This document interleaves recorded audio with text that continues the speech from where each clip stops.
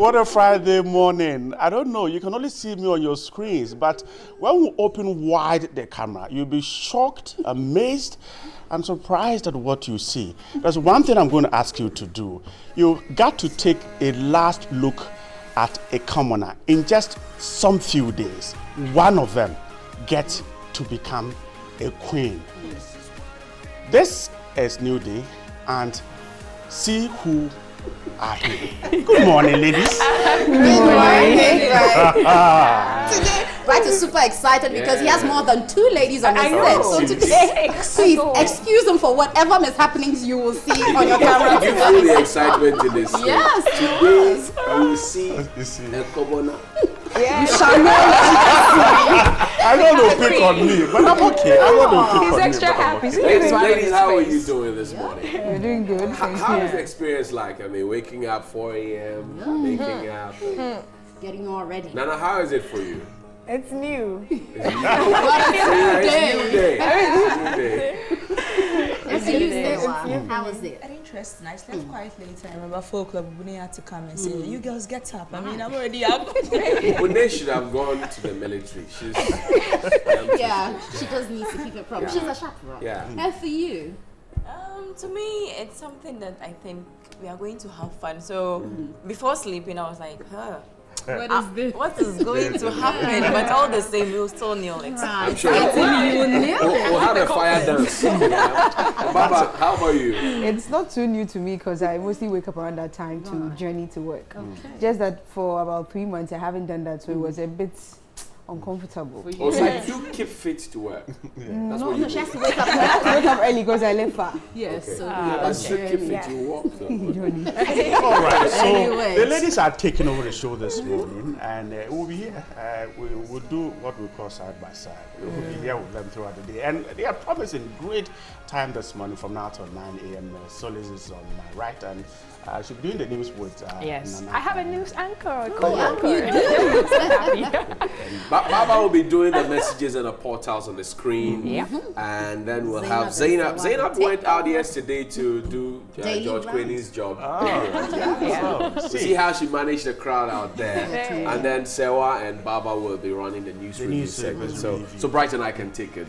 yes, this morning it's a watchy morning. So when Yeah. they take over, you can meet us at the watchy joint. We'll be doing exactly. Where will we go? Alimas or? Hey, you Let's do can't give Alima the. today. No, it's okay. We need to give the GPS. Please, when you do it when you come, don't say you don't know. Anyway, guys, it's time for news with Solis and Nana.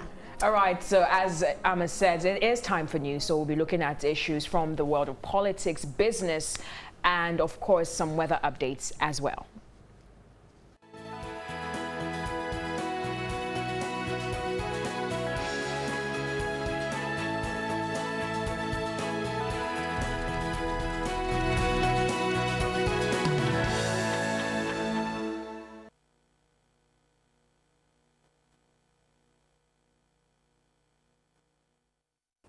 Many thanks for staying with us. I am Solis Rose Quarte. This is Morning News, and this is Nana Ekia Asante for representing the Western region. All right, so she is my co-news anchor for today. So let's go into our first story. And the Commission of Inquiry on the creation of new regions will from Tuesday, November 21, begin a public sitting. Representatives from the 4 regions seeking to be reorganized are to come and defend their petitions and explain why they should be accepted. Meanwhile, the Commission has started reviewing petitions from the Western, Volta, Bono-Ahafo and Northern regions. The 9-member Commission of Inquiry, inaugurated last month, has already begun its work by reviewing petitions presented to it by the 4 regions. According to the Minister for Regional Reorganization and Development, Daniel Butche, it has become necessary that the representatives justify why their petitions should be accepted. The Secretariat of the Commission is at the Castle, Osu, for the next week. That's where they will start. 21st Western Region, 22nd Volta Region. There were 2 petitions from Bono-Ahafo Region. So the first petition is what will take place on 23rd. The second one will be on Tuesday, 28th November. On Wednesday, 29th, they will take the fifth one, which is a petition from Yabonra on behalf of the chiefs and people in the part of Northern region. The last one, that will be the sixth petition the commission members will meet, will be from the Nairi of the Mamprosi area. This would be followed by public hearings and stakeholder consultations in the regions, and also to educate the populace on the process and modalities involved. This is a process that you cannot, by any sort of imagination, impose it on anybody.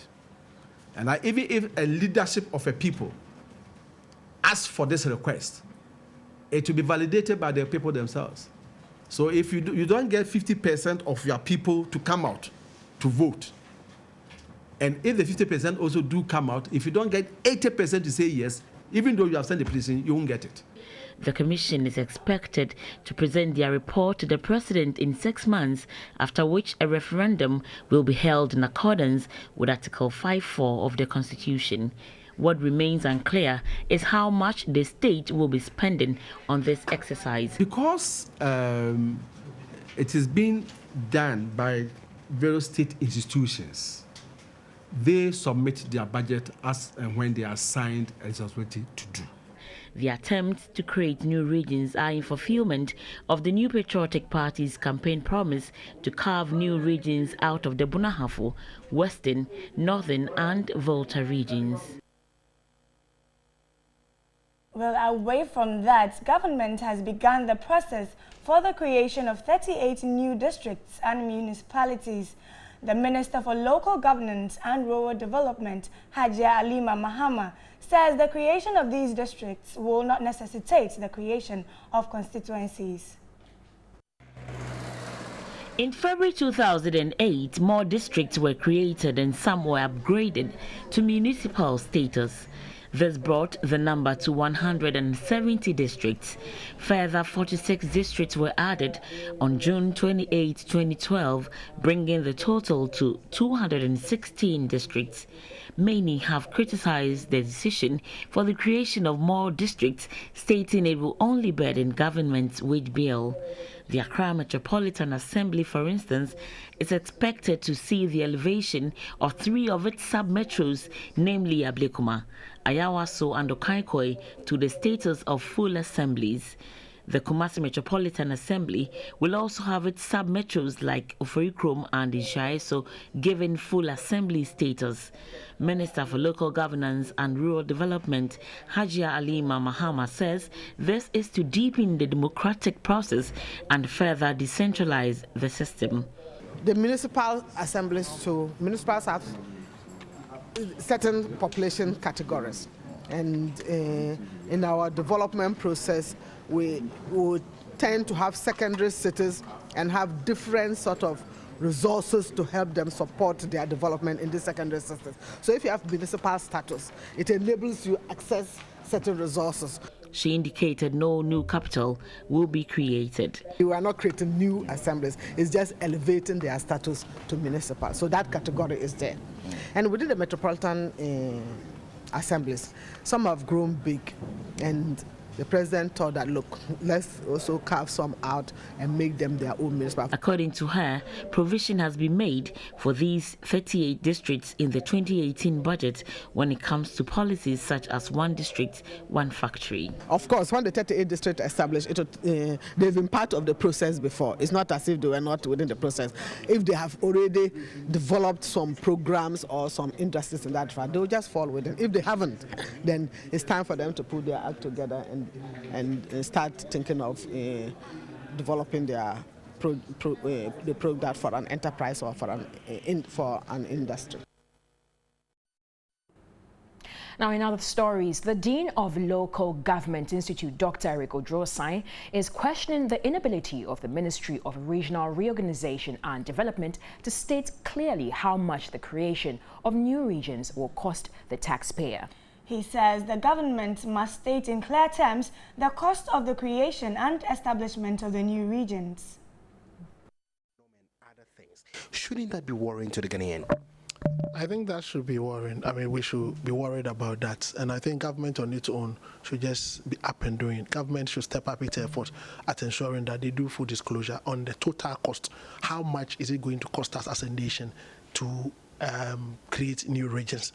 And I will not even expect us to know only the cost of creation, but we should even know the cost of properly establishing them, because creation is not enough. After creating them, they need logistics. How much is it going to cost us? So we should know the ballpark figure, and then know the sources. Where are we going to get the money to fund them? Once we know them, I'm sure it will even be a shopping list for government to go out there to look for money to support the various phases. And it will also help the auditors and other people who scrutinize the financial statement of government to check whether it is cost effective or not. Whichever way we look at it, you cannot have a plan without a budget. So I'm encouraging government to come out with the ballpark figure on how much we are going to spend to create the regions, and then help them be on their feet to rub shoulders with the existing regions.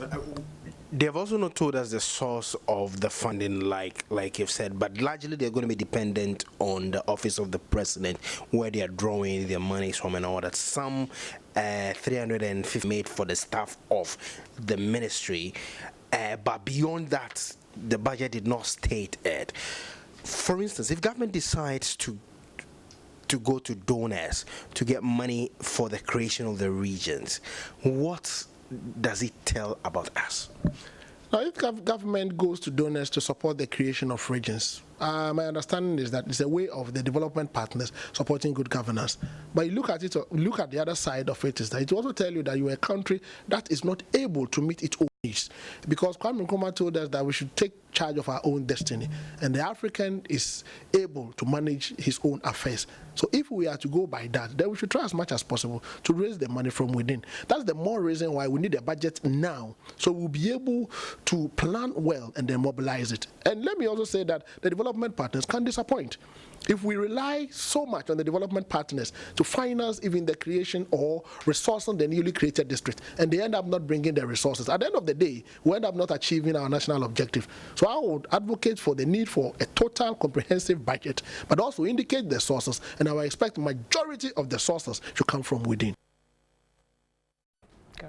The head of the Kumasi Institute of Technology and Environment is questioning the prudence and the sustainability of the electricity tariff reduction announced by the finance minister in Wednesday's budget presentation. Now, Ishmael Ajekumhene found it curious that a government that recently launched a bond to clear legacy debt in the energy sector will be given electricity tariff freebies. Now, he spoke earlier to TV3. Now, this is subject to approval by the PURC. Do you foresee them agreeing to this without any hesitation? I think we need to explain this very well. Otherwise, the government itself will create problems. Government has only recommended reductions. In fact, PURC is rather, I mean, if you say approval by PURC, it turns the process around upside down a bit. PURC is the only mandated entity in this country that can set tariffs. So I think the Minister of Finance was quite careful in the way he presented this to Parliament. The government has only made a proposal, it's subject to PURC's consent, and PURC will have to also show or look at the methodology or the calculation that is done by the government to be certain that they can reduce it by that magnitude. So I would say let's wait to hear what PURC will say. But yes, it's a proposal which the government says based on a revision of the tariff setting methodology and also the cost structure. So I believe they must have spoken with the PURC even before they announced this. But we need to be careful, otherwise to get to a stage where people will say government should reduce or increase tariffs, but government doesn't have the power under the law that sets up PURC to determine how much we pay. It's only PURC that determines what we pay at the end of the day. Some are of the view that the reduction may come from subsidies, and the fear now is legacy debts that the country is now dealing with. That's a concern to me as well. So we need to see clearly this reduction it has to be occasioned by maybe costs of production, in which case nobody is subsidizing anything. So, for example, if we are able to reduce tariffs because we are using more gas rather than crude, or we are producing more electricity from Akosombo than previously, than the tariff was set up in 2015, then I will be comfortable with that. But if anything subsidy, I will be worried because we don't know where it's coming from, especially given that we are already battling the legacy debt. So it should be everybody's concern if the reduction is not being occasioned by reduction in the cost of generation, but it's some manipulation or some action on the part of the government not underpinned by any such cost reduction.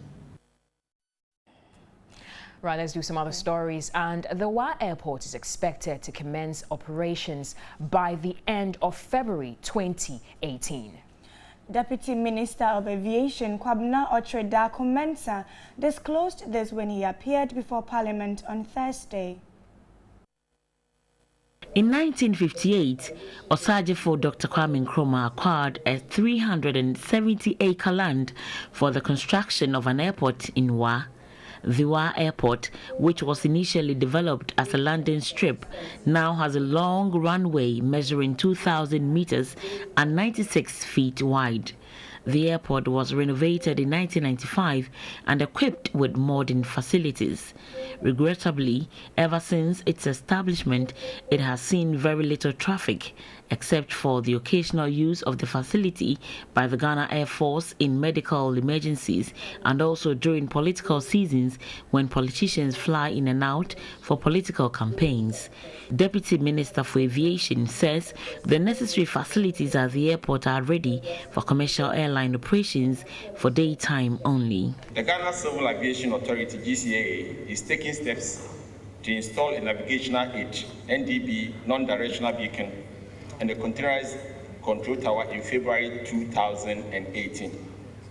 Flight to Wa could thus commence by the end of February 2018. To further improve on operational safety during the approach and landing phases, a VOR, very high frequency omnidirectional radio range, is co-located with the DME, that's the distance measuring equipment, will in addition be installed by August 2018.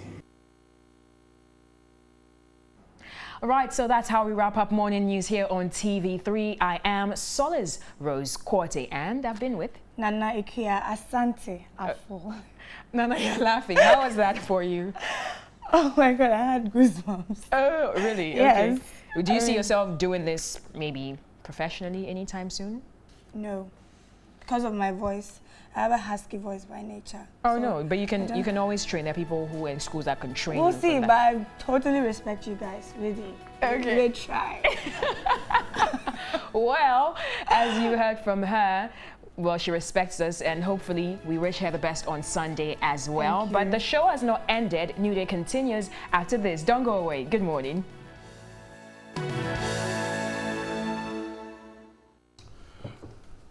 Welcome back. So it's time for headlines, but of course, Sewa will take us through that.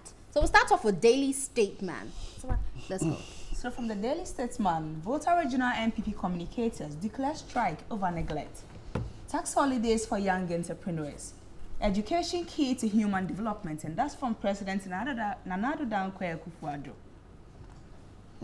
That's from the Daily Statement. So that is the Daily Statement. Well, tax holidays for young entrepreneurs. That's interesting. But the cutoff point that was mentioned was 35 years. And for those who have just turned, have gone over 35, they feel disenfranchised. Of course, it can't be for everybody. I'm happy it's for young entrepreneurs because at least we know that the community doesn't really support young people who are coming into the business forum. So once you're reducing the taxes for them to be able to come into the industry, I guess that's a good one. I'm sure if you have a job, you'd be happy to hear We have an this. entrepreneur here. Certainly.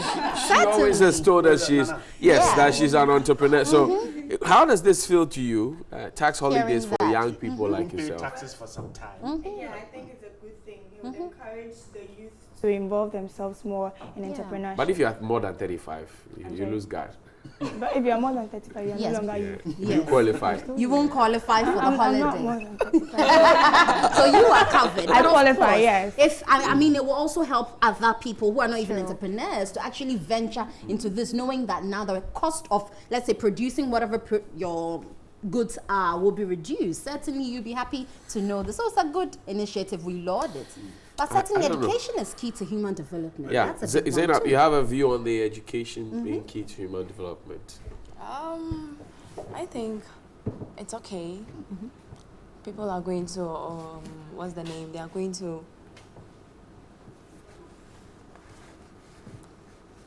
It's okay. Don't worry. We get you. But The hand alone explains it all. Yes, she threw the baton to Mama. Yeah, Mama, over to you. over to you.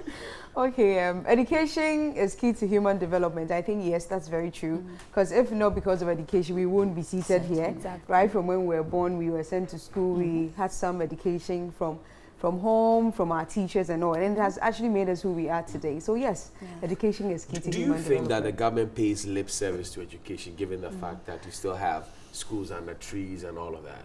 Schools and the hats. Yes, under hats. Table basic Yes. school.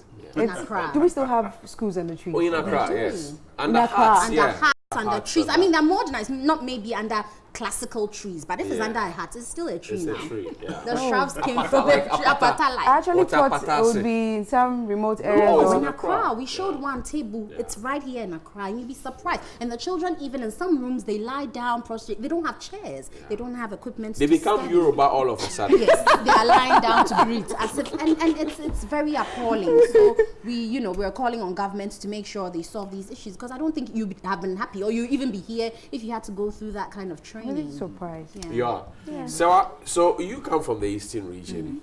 How do they view education there? I mean, education is key. 4 of the mixes were from my region. So you talk about education, Eastern region, we hold it in high esteem. And we feel the way the world is moving. Even now, degree holders don't get jobs. So you have to transit to master's or doctorate. So somebody who is laid back, who doesn't even have secondary school education, I mean, it's bad. A time would come, you even get the menial jobs to do. So it's really key, very, very key. Let's check our next paper. Yep, Zainab and will Zainab help can us do that. I'll hold it up for her. Okay, so there's Daily Heritage, and then Betty Blas Napo for insulting former education minister. Life expectancy in Ghana drops to 60 years. Press strikes deal with Emir of Qatar. Interesting. Yeah, that's nice. headline. Senior Bright is 73 now, is getting closer to Mugabe. But we're told life expectancy's dropped to 60. You work in the medical field. Are you surprised that this is happening?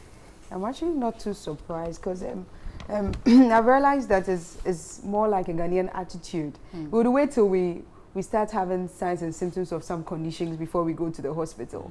But on a regular day, it's supposed to be, you set up some times where you can go for regular checkups, even if you don't have any signs and symptoms. But in Ghana, it's only when you start shivering and having all those signs before you go to the hospital. So it's very possible that life expectancy will Mami go to pharmacists, 60. it's for those who come to the pharmacy to buy self-medication for themselves. I mean, you're sitting close to the doctor, so I mean, this one is. We come from a hospital, right? Yeah, I know. So there's a doctor, there's a pharmacy, there's a nurse. Who will be the I'll be auditor. in charge of collecting the cash. That's all you know. I'll be auditing you. but back to it, I mean, people, self-medication is a big question here. Tell me about it. What's been your experience? I mean, it's bad. Usually, at first, they used to come, at least they tell you they have headache, even though they know they are going to buy paracetamol. Right now, they come and they just don't buy paracetamol. They buy brufen. And sometimes you ask them, what are you going to use for? Oh, the brufen is fine, but the para is for me. No, the person is going to take both of them together. At the same time? Yes, at the same time. And paracetamol, people take dosages. I mean, that's for me. I take like 6 tablets. I take like 8 tablets. Really? It's that bad. And they'll explain it by saying that's what works for me. Works for me. But that's not right. You're exceeding the dose. But anyway, for you, No, Nana, well, hold on. Before you get into that place, there's always been the argument that doctors write anyhow and pharmacists understand it. Yeah. Is that a... It's not anyhow. Thank you. Thank you. It's a handwriting. We understand ourselves. So if they write like, okay, so please don't even go there. I share your view on that. Yeah. Okay, I wanted to ask Sarah something though. So, do you think it would be right for us to have this policy that before you go and get drugs from the pharmacy, you should have some, yes, from the doctor? There are class of drugs that you need a prescription, but we have over-the-counter medications as well. Okay. So the over-the-counter medications are what they abuse. So I think what you need is sensitization for them to know that abusing it affects your own health. If you understand it, when you come, you talk to your pharmacist, even if you don't have a prescription. Exactly. And to solve that issue that Nana has raised, what will work for us as a country now as it stands? Because we can't take away all over-the-counter drugs. At some point, you may need it, like paracetamol. Right. But what we can do is make sure there are pharmacists that are attending these pharmacy shops. Because you have people who are just, excuse me to say, just graduates. And people pick them and train them. Oh, if they say head, they give para. If they say stomachache, give, you know, suspension antacid or something. There are even those whose parents own the pharmacy shops. Yes. Yes. But the Pharmaceutical Society of Ghana, don't they go around and check these things? I guess they do. They're supposed to. They are supposed to do. Even the reach and spread of their surveillance is another question. I know that the pharmacovigilance earlier was checking some of these things, but then I don't know. Zainab, you have a bite? Yeah, I also have something to say. Say. Sometimes when we are sick at home, our mothers always say that, okay, oh, I'm sure it's malaria. Go to the pharmacist and tell her but they look on your face. Yes, and then you just go to my head. I have headache, my tummy. Then she prescribes something for you. I think that one is also better because when you go and tell her what's actually wrong with you, with that she'll know the exact prescription to give to you. But in this particular case, Dr. Bano of the Bano Hospital was talking about the fact that we don't like to go for checkups.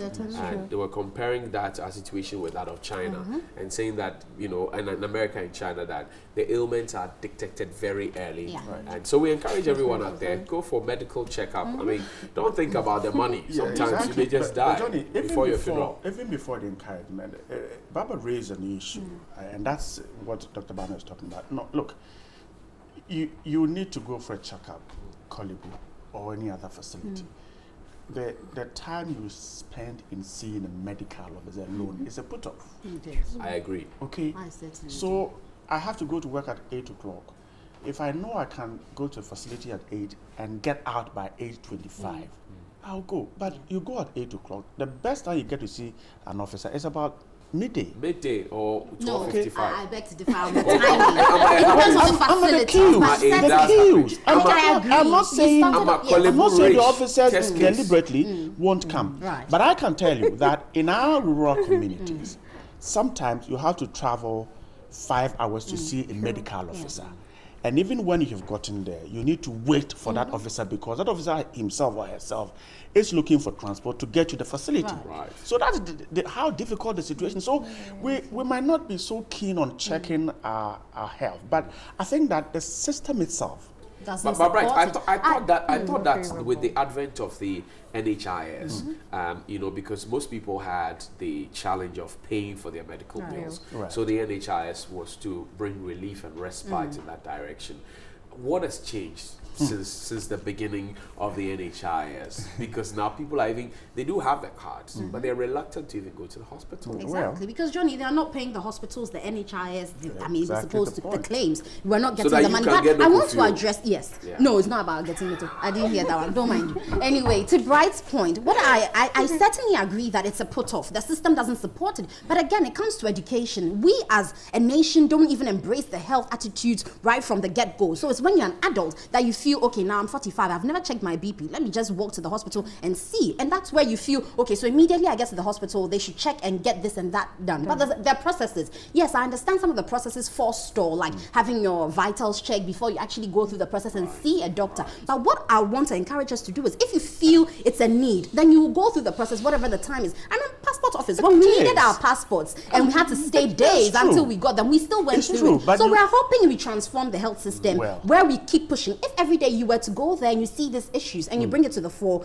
then the management will want to work on it. But if we don't and we sit aloof, then they think everything is going well and this continues. So it's up to all of us to encourage the health system to work, isn't it? Have you taken into consideration attendances at the various health screening that is organized by churches, schools, and even the last one we organized.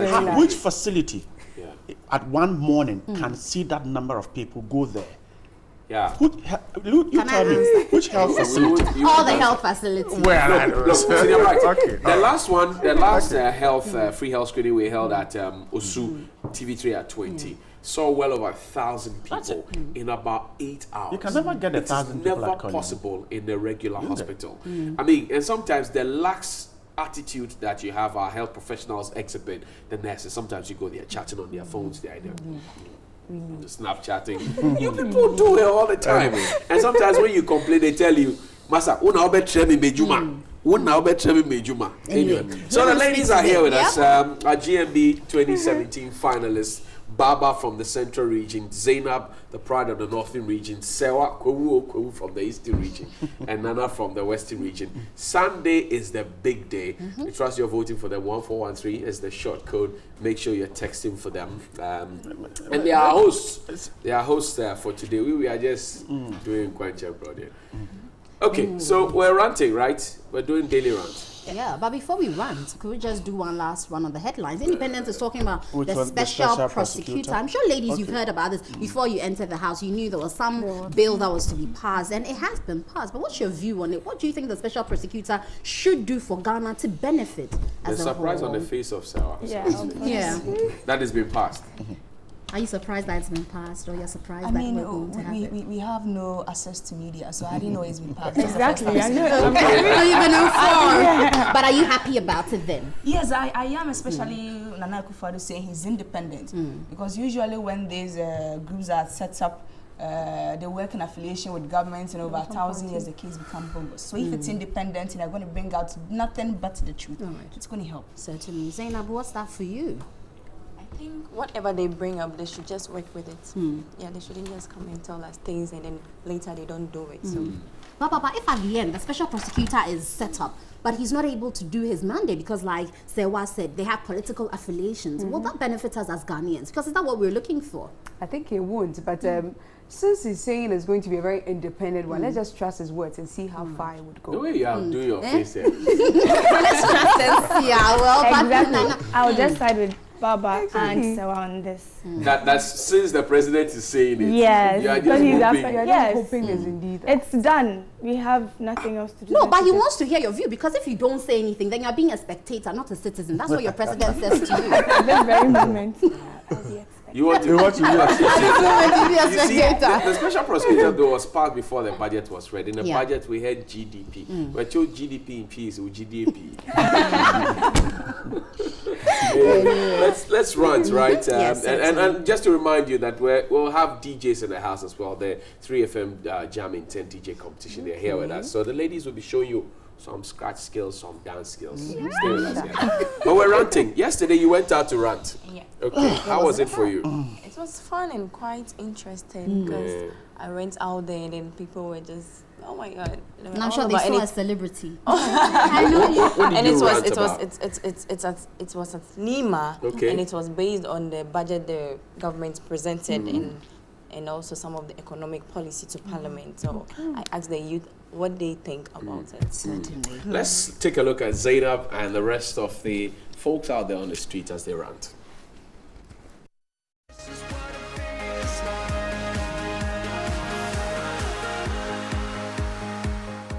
The government has presented the 2018 budget and economic policy to Parliament.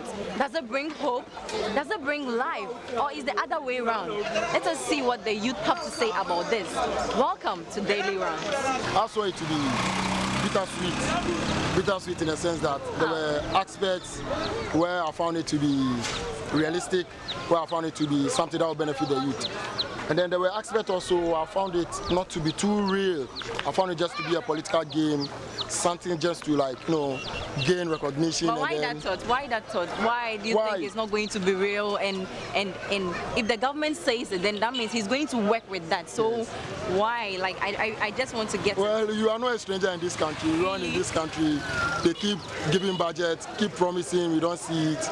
But the question here is, what jobs are the youth going into?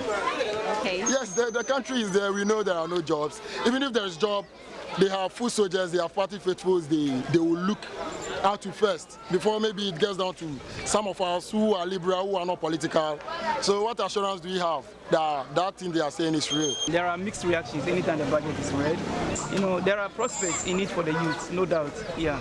And I also heard about the sports fund, sport development fund creation, which also target the youth. It's a very good prospect for us. We look forward for better days in the year 2018. But I pray that, you know, just as they have all this on paper, it should materialize.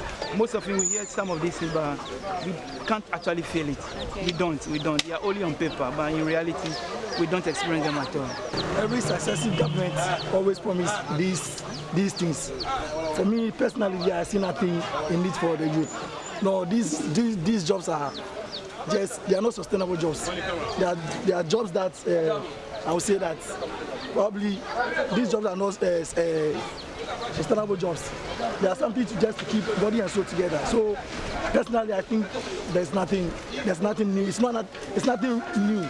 It's just the same old rhetoric. Okay, so there are critics saying that the budget is shallow. You know, definitely the minority too have something to say about this. What is your take on that? I mean, yeah, it's true because it's shallow. Because I don't know the minister. He can't even have eye contact with the parliamentarians. He was just looking direct to the book. Because you know whatever he's saying, it's not true. You understand? It's just it's not true. And you know, this budget, I don't know. I see nothing.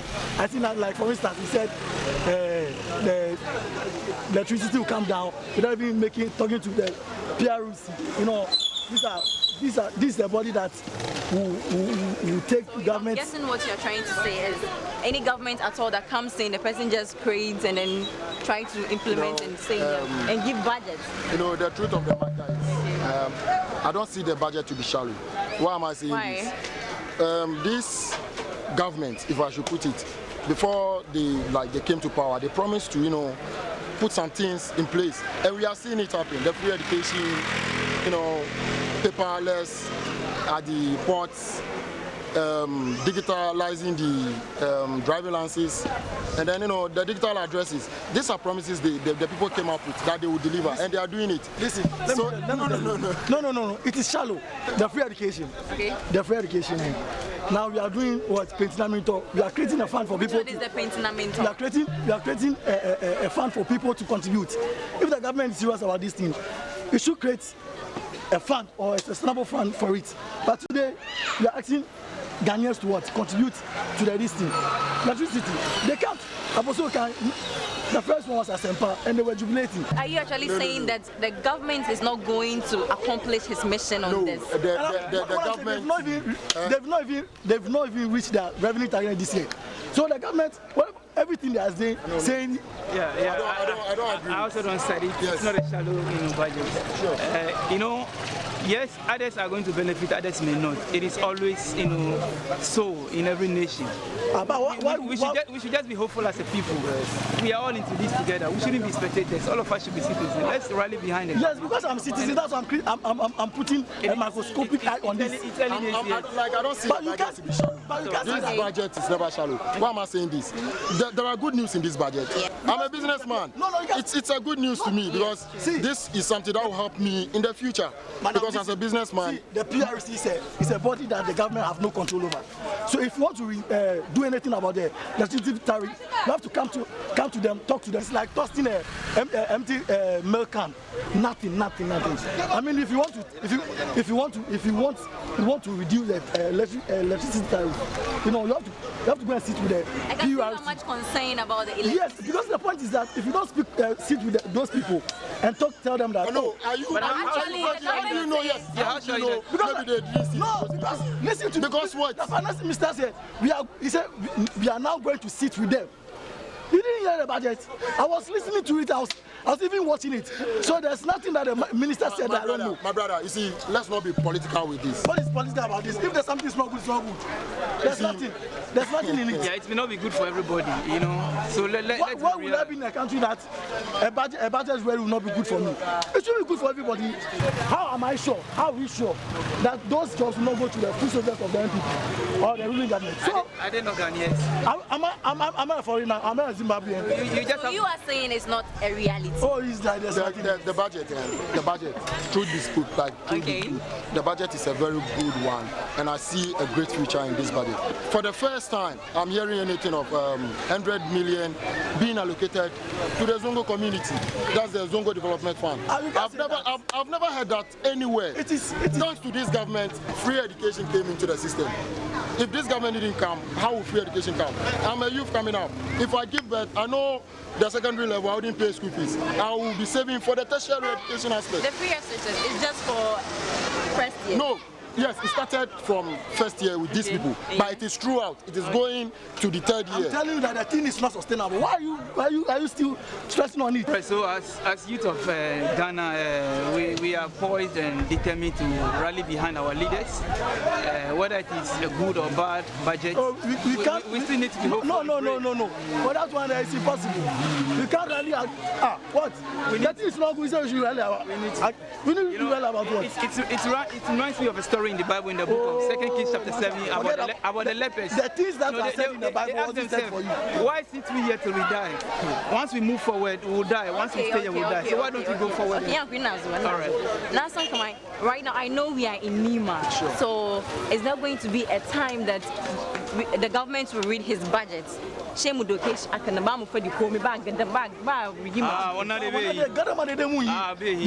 Zongo Development Fund, Bamgan Committee, look 60 streets, Portos, Lori Mario have been a guy anyhow, Bayaramu, Bagotomu. And sometimes, I've been a minister regional, but committee, I disagree. There hasn't been any government they think about Zongo community as this particular government. I don't create fund for Zongo development. It is a good news for us. The most important thing is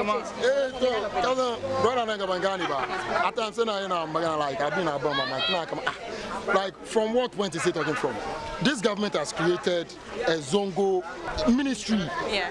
A Zongo ministry. Yeah. There is a fund allocated for Zongo development. It has never happened in the history of Ghana. It has never happened. It's true. And then you know amount in there, 100 million Ghana cedis for this project alone. What again do you want? What is my brother trying to say? We should be talking about this. It's not even right. From day one till now, they've not gotten this thing to act together. So what is the meaning that? What is the guarantee that we the Zongo they are thinking about us? But the policy has been adopted already in Parliament. You have Ghana come up president, sitting president. Zongo the vice president. Vice Kumana Bayana Ghana. This is the time we need to take good advantage of they are being around us and then develop the Zongo community. Stop being biased. If he's here, you get to see him to talk to him on consent. Oh yes, if you want Taraji, you go to Baumia, you see him and take Taraji. If you want Taraji, you go, you see him. So you believe that the government is still going to accomplish his mission, right? See, it's real. My hands are up. I believe the government will accomplish. I'm a citizen, not a spectator. Thank you very much. I'm a spectator and a citizen. So the spectator is that I'm watching. The citizen is that I'm scrutinizing everything that is going wrong. Nobody. So listen. So if I'm seeing the thing and the thing is not right, I should pretend as if it's right. What is not right about this government? What is not right? Can you single out something which is not right? I'm telling you that the free education. The thing is happening. What is happening? It's not sustainable, my friend. We can only tell after maybe 1 year or 2. I said no.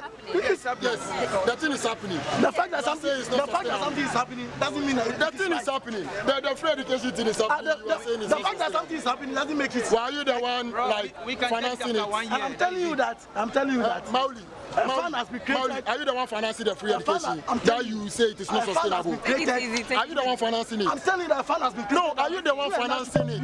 No. These are varied views from the public concerning the 2018 budget. You can also send your comments on our Facebook and Twitter on TV3 News.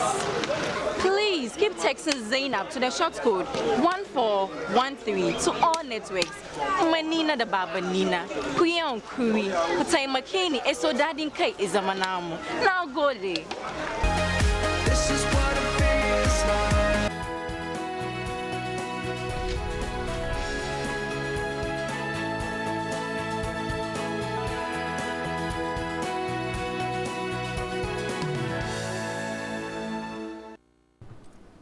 You're welcome to News Review segment on New Day. And I'm doing this with Sewa.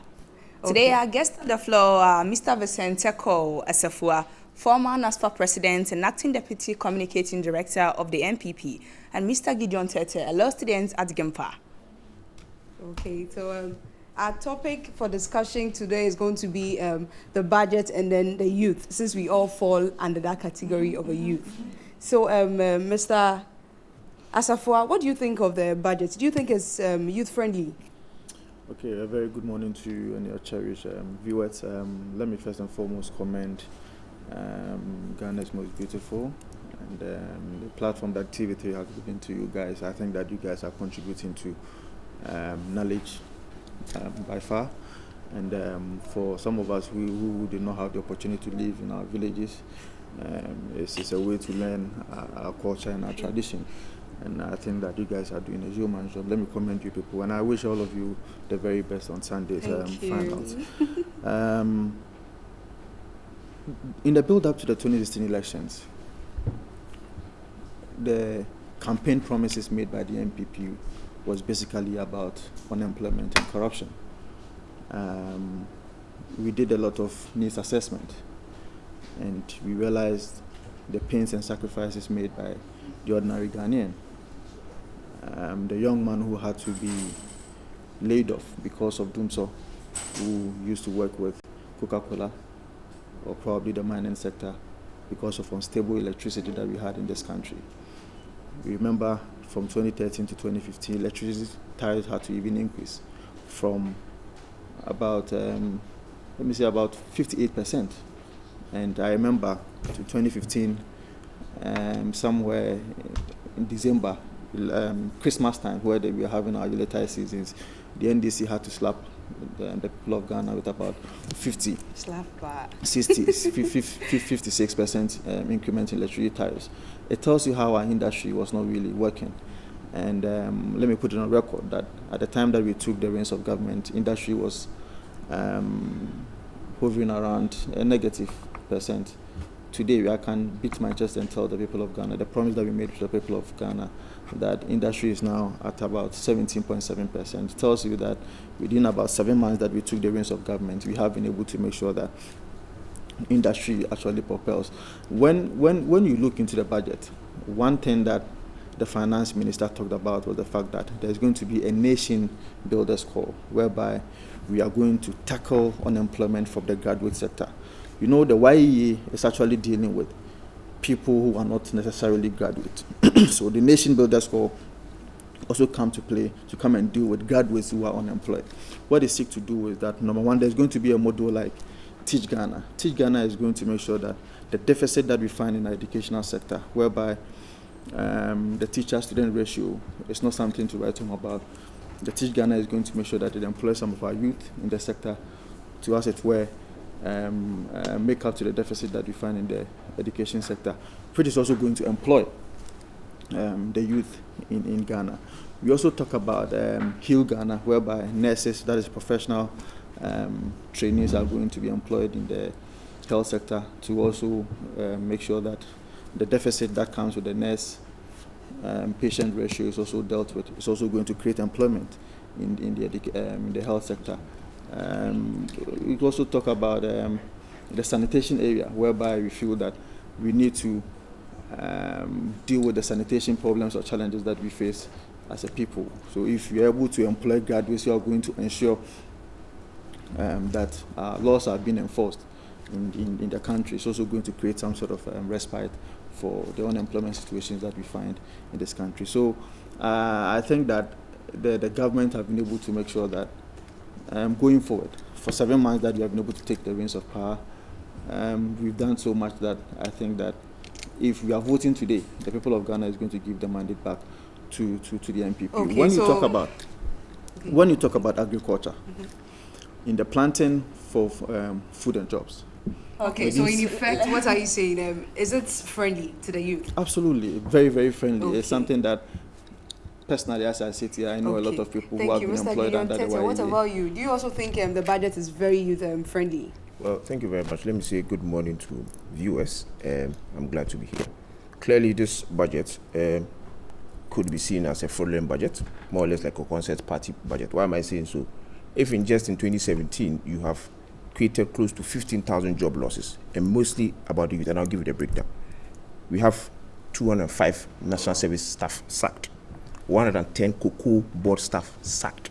We have 8,634 nurses appointments suspended. We have 3,000 police recruit service sacked, 525 national service personnel sacked, 935 unemployed. Really? Hold on, let me land. When you're speaking, I didn't speak. Hold on. I said, hold on. Let me land. You know, when you had the time, give me the time. When I'm done, you can be back. No, let me land. I said national service staff sacked, 100 workers at LECMA sacked. We have, and just the recent 1,000 workers at Capital Bank, UT Bank sacked. We also have just recently 70 workers that have been sacked, replaced with national service personnel. Look, this is a government. Clearly, there's no hope for the youth. If we are youth and we want to deceive ourselves that there's hope, it will be problematic. Government is saying that they are promising 100,000 jobs for the youth next year.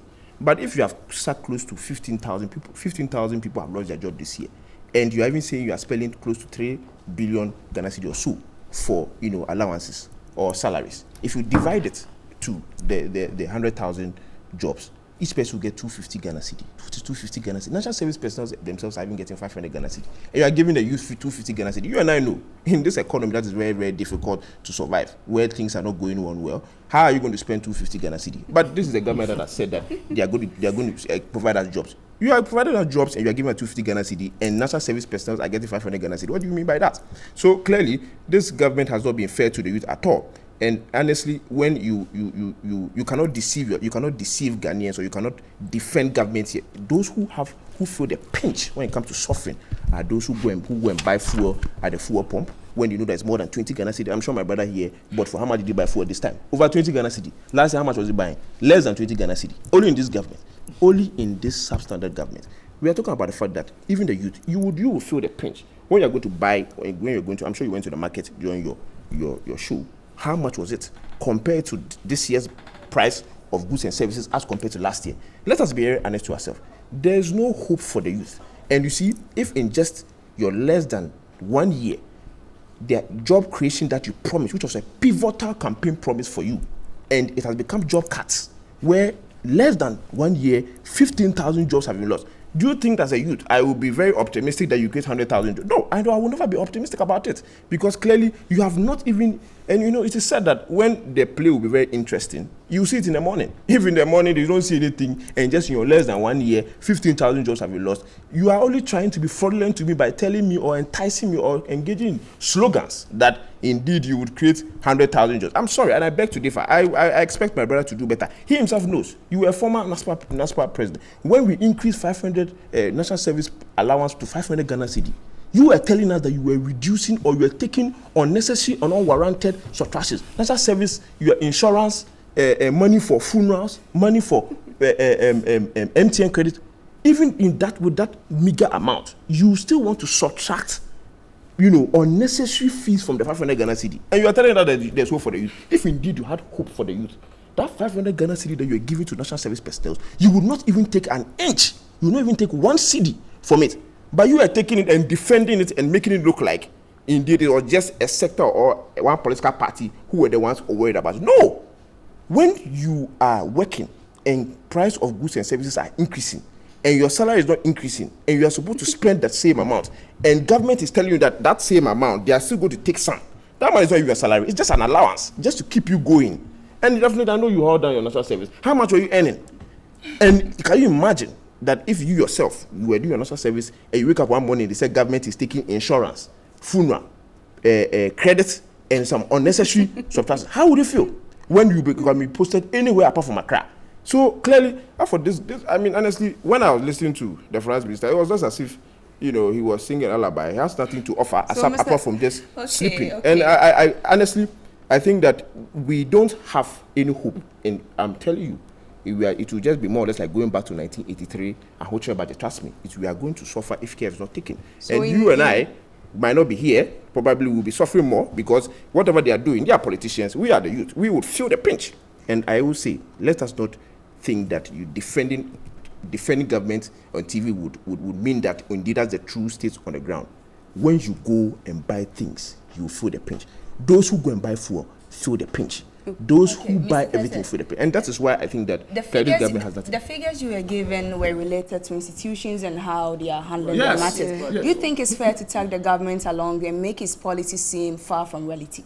No, but the Cocoa Board staff, I do not people from there. What about the National Service staff? How about the nurses' appointment? The police people, the police recruits that were sacked, the National Service personnel that were sacked. Are they not part of government? The only people I mentioned. This is a policy, and he made examples. With salary increments. He is not saying he's going to increase salaries. He's just going to expand the jobs on the market. You are expanding the jobs. You are expanding the jobs, right? When you have already sacked close to 15,000 people in just less than 1 year in your government, how are you expecting me to believe that you're going to create 100,000 jobs next year? How you know? That's the point. As I said, when you want to know that a play will be interesting later in the day, you will see it in the morning. And if in the morning, which is just here, less than a year in government, job creation have become job cuts. Remember, when you even take the front page of the manifesto, what it says that creating jobs, your pivotal campaign message was creating jobs for the youth. So, you have done nothing. That means that for you, in short, what are you saying about the budget? I am saying that there's no hope, because if you, in just less than 1 year in your office, you have not been able to prove to the youth that indeed you care for them. Trust me, I felt so, sad when I heard about National Service allowance of trust. Oh, let me. And so clearly, there's no hope.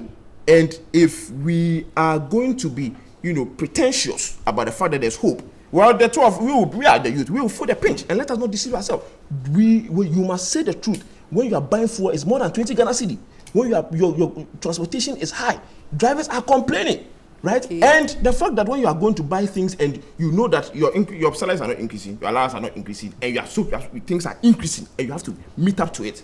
I mean, let us be very honest to ourselves. And if you are employing people and you are giving them 250 Ghana cedi next year, well, according to the budget they are giving, if you calculate it, each person will be given 250 Ghana cedi. That money is infinitesimal when it comes to even as compared to the National Service 500 Ghana cedi. And I'm sorry, we are as the youth, we have gone beyond that 250 Ghana cedi. It's an insult. And I'm telling you, already, if I'm not an MPP member, I'm a lesser Ghanaian. It has been said already that what you are giving preference to people who are in the MPP. So clearly, I'm not in the MPP. I will be giving. I will not be given the equal opportunity as compared to the people in MPP, because they are more Ghanaians than us. And as we said, he has not apologized from his heart. He only said, according to the fact that he was forced to apologize. Mr. Tete, any rebuttals? This is much ado about nothing. The NDC has always been, for me, within the last 11 months, the weakest opposition that we have ever found under the Fourth Republic. We can never be weak. He has shown his ignorance to the people of Ghana about the issues. I do not know where he's taking these statistics from. I would have expected that as a moderator, you ask the source of those statistics that he's showing out to the people of Ghana. With the issue of the National Service, let me put it on record that government or the National Service Secretariat, under no circumstance, had any plan whatsoever to deduct money from any service person. The reason why I'm saying that he's ignorant of the matters are that it is the National Service persons who went to their Congress, met and decided that as an association there should be a policy that we should guard ourselves with. That if indeed there is any sort of challenge that comes with any service person in line of his duty, there should be an insurance policy that is going to support them. So the National Service Personnel Association should be distinct from the National Service Secretariat or the government. So government or National Service Secretariat do not have any intent whatsoever to, as it were, deduct money from service person.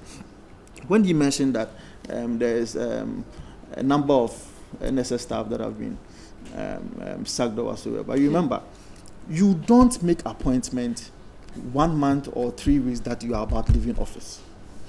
The government came to power, the NSS Secretariat with its board, with the consultation of the minister at the time, that is Honorable Napo, decided that these appointments that you made, that you intentionally put your NDC apparatchik and gave them appointment letters to be district directors and regional director and National Service Secretariat. So when we got here was on budget and then the youth. Yes, but you see, you allowed him to throw all these lies to the people of Ghana. 3 weeks in your government that you are supposed to hand over, You give appointment letters to your NDC apparatchiks that you have appointed them district directors. Any wise government that takes the reins of power will have to make sure that as soon as it gets power, you have to look into how or the merits to which you gave these appointment letters to your NDC apparatchiks. Okay. This is what the NDC... So, the NPP, assuming this job creation is feasible, it has to be sustained. The government might have to go out borrowing. Do you think the future of the future generation is not burdened already with costs? Do you think we should suffer now and enjoy later, or create jobs now we have to pay for the some 20 years to come?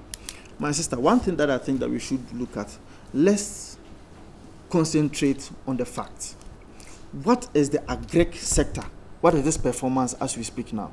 And when the NDC left the reins of power, when the NDC left the reins of power, the agric sector was performing at around 2.5%. Now, as we speak, the facts are clear that the agric sector is performing at around 4.8%. Talking about borrowing, you know that Ghana belongs to a certain association in West Africa, that is the West African Monetary Zone, that every government, as its requirement, should not spend more than 4% as a deficit with your expenditure. But the NDC from 2012 to 2016 had to spend above its expenditure about 9.6%, what we call the fiscal deficit. You knew that you were a member of this association or this West African Monetary Zone. You spent more than that to make sure that you burden the Ghanaian people. So these were some of the challenges that we had as a nation that were crippling employment situation in this country. The NPP government feels that we should give respite to the businesses and the Ghanaian people, create a lot of space for them, reduce tax for them so that they can be able to make sure that the taxation that we used to find ourselves during the NDC's era, we now move to production, and that is what we seek to do. In our last budget, just about 7 months ago, we were able to make sure that we reduce a lot of taxes in this country. Talking about the 17.5% VAT on financial services, 17.5% on airline tickets, and what have you, to the extent that even KIA had to benefit from the tax reduction that we found we came to meet. So it tells you that we have been able to give a lot of respite to the Ghanaian people, especially the youth, to make sure that businesses grow. If the private sector do not have that respite, how are you going to make sure that you create jobs for the people of Ghana? It is almost like the functional system of Diamond, whereby if one layer of the system is limping, the whole system is going to break down.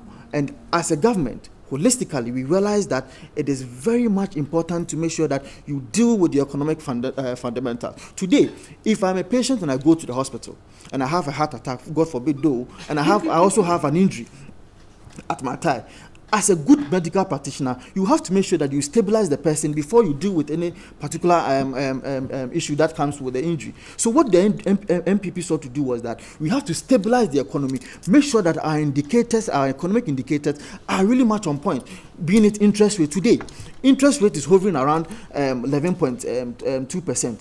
How much was interest rate under the NDC government? Interest rate under the NDC government was about, hold on, can I finish? Was around 16.2%.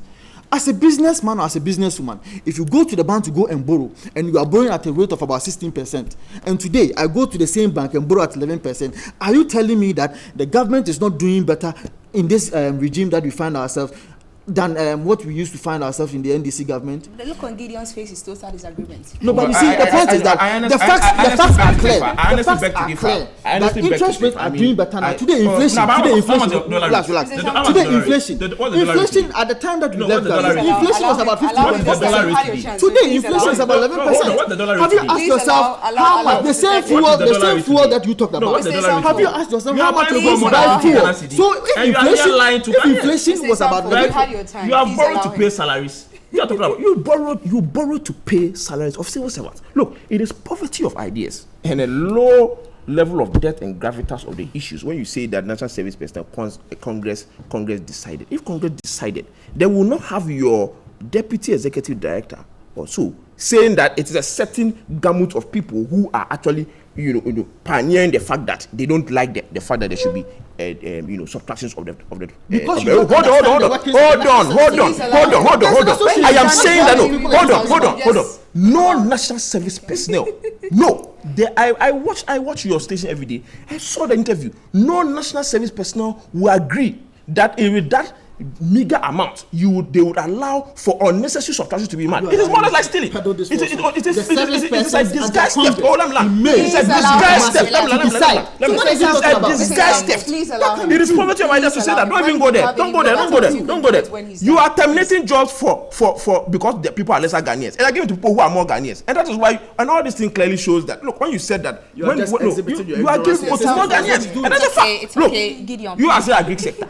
Agri sector that have been infested with army worms funding malfeasance. Where's the money? Have we sold army worms? Have we sold? Oh, let me land. But you want the facts? I'm giving the facts. If you are not read, you are not read. You are not read. Let me read. I have the budget highlighted. For that about the paper. We know. We have the budget. For that paper. Put the paper down. Let me land. Let's have. But the agri, yes. Let me land. Your budget is no problem. You can bring a budget. That's not. I'm not bothered or perturbed about that issue. Agri sector. You are talking about agri sector. It has been infested with army worm structure. You are also talking about, look, cocoa fertilizer was free under the SWA government, under the John Mahama government. You are selling for 80 Ghana cedi. Is that not a nice way of stealing from Ghanaians? Something that was free fertilizer. You are selling for 80 Ghana cedi. Okay, and you are telling me, so in effect, you have borrowed more than even the 4-year tenure of His Excellency John Dramani. It looks like you are drifting away from the 26 billion Ghana cedi. But that's what I'm saying. It is all part of it. All these things are the factors that lead to the fact that there's no hope for the youth. Because if you have borrowed over 26 billion Ghana cedi in less than 1 year, and you cannot account for even a KVIP in your government, clearly, what hope are you telling us that you are providing 100,000 jobs? And we are talking about, look today, the vigilante groups that we see today, if you like, do your own microscopic checks. They are made up of the youth. It is the youth who have no hope. It's the youth who have been lied by the government that, we'll provide you jobs when you come to a power. And when they come and you don't provide their jobs and they are engaging in vigilante groups, then you say, hold on, your time will come. I don't blame them. I will not be beaten. It is you who will beat because you are in government and you are part of people enjoying, and you have left your colleague youth who will be suffering. Okay. And that is why today vigilante groups have become more or less like a permanent institution in the MPP, because those people are made up of the youth. If the youth have hope, would you see them engaging in vigilante? Probably because of the hope, that's why they brought out this budget. When you look at the people, so you expect. But if you are crazy, you have your job creation have become job cuts in just less than 10 months. Look, if I promise you something, right, next year, and my character today, right, clearly shows that I'm showing so many negative signs that, would you believe me when I tell you that, oh, my dear, don't worry, next year I'll do better? Would you believe? Maybe benefit of the doubt. Benefit of the doubt. Well, you see, there's no time to do benefit of the doubt, because as I said, when a play will be interesting, it will be seen in the morning. So if in the morning we don't see it, already interesting. He feels it's being shown. You are unemployed. How many people have been unemployed? Only this year. People who are already employed. And you see, you have sacked them. You see, it is even poverty of idea to say that when you came to government, because the previous government had employed people, when you came, you have sacked them. If you believe in job creation, if you believe in the fact that you were there to create jobs for the youth, when you came to government and you saw people employed, you would not have had the audacity to terminate them. Hold on. I don't know the youth. They are fit for the position. I have a lot of colleagues. I've not even fit. The number of minutes you gave me, I have not gotten that minutes. 2% special import levy has not been extended. Right? Corruption. When corruption started from the day you took office, right, to now, are you telling me that I should have hope over 100,000 jobs? There's no hope. There's no hope, because I'm saying, look, clearly all the things that are happening today, when every single day, the increments of electricity increases like the way we eat 3 times a day, right? Electricity has become more expensive than rent. Water has become so expensive, and you are telling me that there's hope for the government. Look, when you borrow to go and pay salaries of civil servants, you don't have money. Can you imagine the free SHS? The free SHS that they are saying that it is okay. To government. I want the free SHS to be a discussion for another day. I don't know the youth. Free SHS, those who are going to. They are in school. They are not ready for being employed. I don't know the youth, but what is the youth? What's the definition of youth? They are also part of the youth. So let me learn. The free SHS I'm talking about is that become an albatross to government. Why am I saying that? You are now creating a fund. You are creating a fund because you don't have money, and clearly you see that it is going to be a mirage if you are not careful, and you to be a big embarrassment to you as government. You have created a fund that is asking for philanthropism. Okay, it's okay. We have a minute. So if we are youth, we don't tell government what the truth is, right? We will suffer. But let's get serious in this country, and I expect my brother to know better. He shouldn't be here defending government. Because when you go and you're buying food, they don't pay for you. Or I'm sure they pay for you, so that's why you don't have Okay, let's get serious. Mr. Vincent. 20 Ghana cedi and more. How much was it today? Please How much relax. was Gideon. last year? And this young man here do not have the moral turpitude to talk about the job cuts in this country. You remember the circumstances that led to a number of youth who were laid off in the Coca-Cola sector. You remember in this country, somewhere around 2013, 2014. The number of youth who were laid off in the mining sector because of unstable electricity that we had in this country. Most of the businesses were not able to, as it were, pay the amount of electricity hikes or tariffs that they were supposed to pay. Because of that, they had to lay off a lot of their workers, and that is what happened under the NDC government. Today, we have a government who have been able to make sure that our electricity is stable, and so it has been able to reflect in the industry sector. The industry sector, as I said, that were growing at a -% today is the best sector that we have in this country, growing at about 17.7%. That same industry, Coca-Cola today, can afford to employ a lot of youth in this country. The mining sector that laid off a lot of workers, that young man who was laid off because of doing so, who was not able to pay the fees of his 2 children, that young man today is having the opportunity to be employed again in the Coca-Cola sector. So the NDC and this young man here do not have any moral turpitude to chastise the NPP government of saying that we have cut jobs. No, they do not have that moral turpitude. Okay. What we seek to do is that we have to make sure that there is going to have.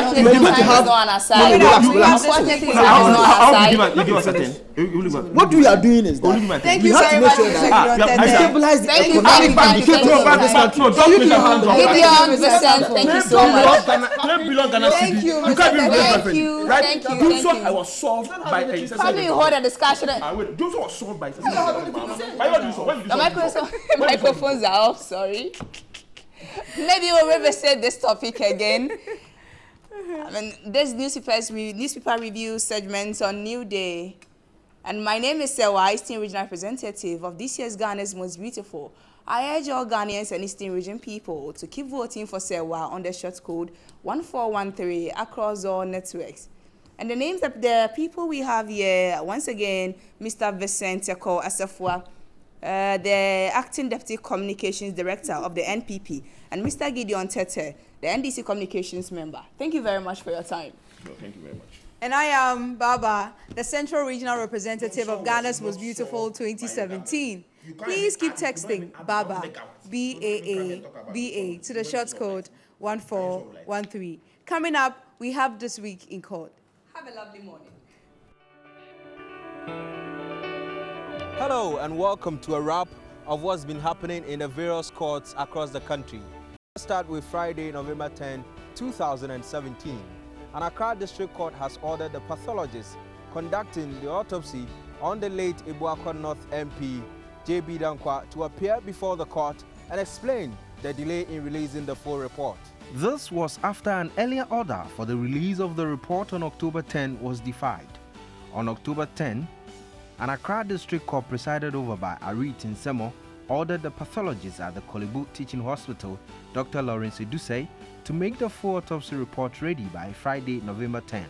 Prosecutor DSP George Amega told the court that the head of the homicide unit confirmed that the pathologist was duly served. The court was forced to adjourn the case involving 2 persons suspected to have murdered the late NP, a situation the magistrate was unhappy with, prompting her to make the order. The case has been adjourned to Tuesday, November 21. The pathologist, Dr. Edusei, faced a similar fate a couple of weeks ago in the suit having to do with the murder of Major Maxwell Mahama due to the delay of a pathology report. The late Ibuako North MP J.B. Dankwa was stabbed to death on February 9, 2016 at his Siashi residence. Let's head to the Supreme Court now. On Monday, November 13, 2017, embattled businessman Alfred Agbesiwoyome filed a fresh suit at the Supreme Court seeking to halt all processes intended to retrieve the balance of the 51 million cedis judgment debt wrongfully paid to him by the state. This makes it the 6th application filed since the beginning of his oral examination by the Attorney General. Alfred Woyome, by this new suit, is praying the court to put on hold all processes aimed at reclaiming the money from him until a determination of another related case being heard at the African Court. The businessman was expected to continue with the oral examination on how he intends to repay the judgment debt, did not show up in court on Monday, claiming that he is unwell. The Supreme Court on October 20, 2017 dismissed an application by Alfred Woyome which sought to stop the seizure and valuation of his properties by the state. On the same day, an Accra Circuit Court ordered the prosecution in the trial of the 26 Togolese nationals to verify the age of one of the accused persons. The judge, Rubina Ayikai Aite, is sure the accused, Mumuni Jawal, unemployed, is over 11 years, contrary to the claim of the defense lawyer. In the view of the court, Jawal is more than 11 years, and if he had to be granted bail, he had to be handed over to his parent or guardian as prescribed by law. In court on Monday, a guardian of Jawal insisted the accused is 11 years but could not provide any evidence to buttress his claim. The judge, as a result, ordered the prosecution to take Jawal to the police hospital for his age to be verified before a bail application filed by his lawyer, Godwin Tamaklo, could be considered. Jawal is among some 26 persons dragged before an Accra Circuit Court for staging an unlawful demonstration over the political situation in their country. The suspects, including 6 girls, were part of some 300 nationals from Ghana's eastern neighbor who had converged in Accra recently to protest over the political tension in Togo. The accused person, who spoke Hausa, Ewe, and English, denied the offenses. They were each admitted to a bail in the sum of 10,000 cedis, with one surety who must be gainfully employed. Let's head to the High Court now, because on Tuesday, November 14, 2017, the fourth prosecution witness in the trial involving the murder of former Upper East Regional Chairman of the New Patriotic Party, Adams Mahama, mounted a strong defense for his earlier comments that Gregory Afoko was responsible for Adams Mahama's death. Taufik Mutala, during cross-examination on Tuesday, alleged the deceased, while on his bed at the hospital, told him before his demise. Taufik Mutala, while being led in evidence by Chief State Attorney Matthew Amponsa, revealed that at the hospital, the former NPP chairman was wailing in pain, summoned him to his bedside and told him Gregory Afoko and Asabki poured the substance on him. During cross-examination on Tuesday, Defense Counsel Osafu Boabin disputed the claim and put it to Taufik Mutala that the deceased did not speak to him on his hospital bed. But Taufik Mutala maintained that due to his close relations with the late Upper East Regional Chairman, as soon as he heard his voice in the emergency ward, summoned him to his bedside and told him Gregory Afoko and Asabki poured the substance on him. His statement supports the evidence given to the court by the wife of Adams Mahama, Hajia Zainabu Adams, who also appeared as a witness some months ago. Gregory Afoko, in May 2015, was charged with conspiracy to commit crime and murder of Adams Mahama, and he pleaded not guilty to the charges. An autopsy report has indicated Adams Mahama died of extensive acid burns and shock lungs. Meanwhile, Gregory's alleged accomplice Asabki is still on the run. The Accra High Court has adjourned the case to December 7 to hear the evidence of the fifth prosecution witness. On the same November 14, 2017, the Financial Division of the Accra High Court ordered a gold scam syndicate led by one Kwame Amponsa, who is alleged to be the director of Bar Purity Ghana Limited, who defrauded an Italian national, to open their defense on February 13, 2018. Prosecution has meanwhile closed its case. The court, presided by Justice Lorendo Owusu, said prosecution has been able to establish a prima facie case against the defendant. The court further said, looking at the documents tendered in evidence by prosecution, the fact that the complainant, Roberto Maria Di Lorenzo, parted with $216,000 and the metals given him as gold turned out not to contain any gold after a test by PMMC, the court feels it is imperative to make the defendant answer some questions. Roberto Maria Di Lorenzo is out of the jurisdiction seeking medical attention. The defendants include one Kwame Amponsa, who claims to be director of Purity Bar Ghana, Christopher Barike, and Eugenia Omokimzi have been charged with fraud, defrauding under false pretenses and money laundering. The court set the February 13, 2018 date for the defendants to open their defense due to the unavailability of the trial judge.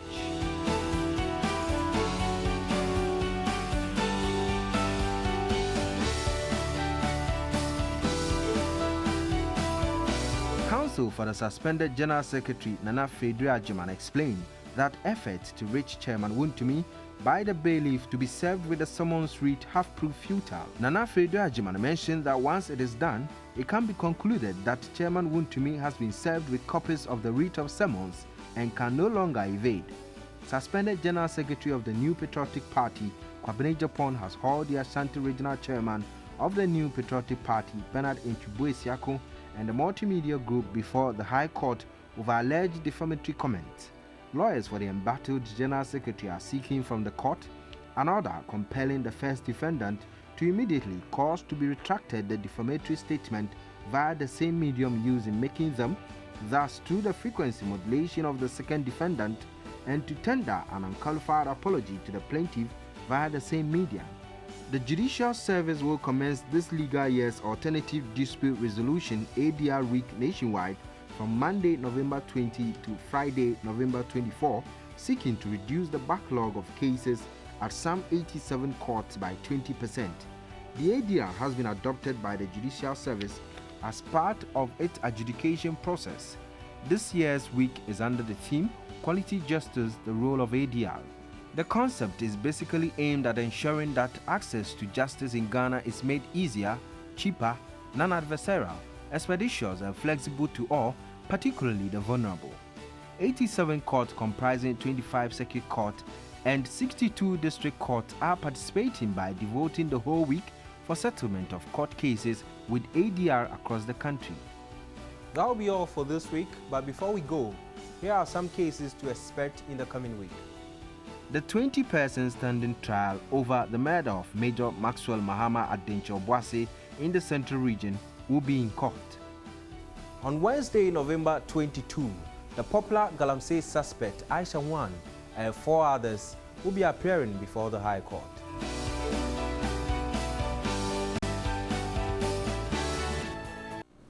So today is World Prematurity Day, and we are going to be talking to Mame Akosia Sewa Jenin, a pediatric nurse, and Dr. Mame Yanyako, a pediatrician.